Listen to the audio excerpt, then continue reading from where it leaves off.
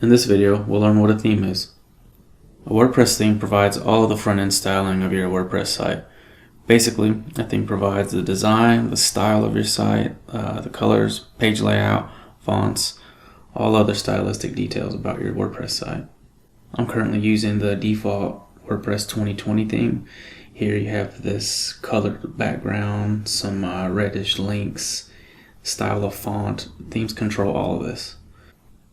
To add or change a theme, we'll head up here to our gray admin bar, and you can either click on themes, or if you're already on your dashboard, head to appearance and click the theme link from there.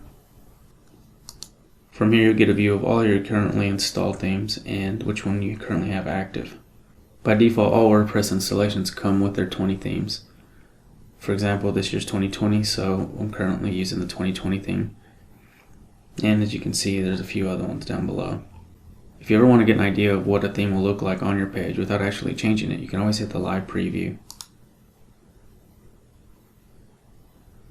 As you can see, this is what my site would look like with the Kale theme, and it looks drastically different. To the left, you'll get a sidebar here of the current theme you're previewing, customizable options, and the ability to activate and publish it. Keep in mind, all themes have different options and things that will let you do.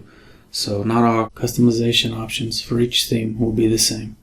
But from here you can get a good idea of what the theme will look like and all the different things you can do to it. One thing to note, that just like plugins, you can choose from over thousands of free themes from the WordPress directory, or invest in premium or paid themes. And if you ever want to delete a theme, or just have too many laying around that you know you'll never use, you can always head up to theme details. And down here in the bottom right hand corner, you can delete them.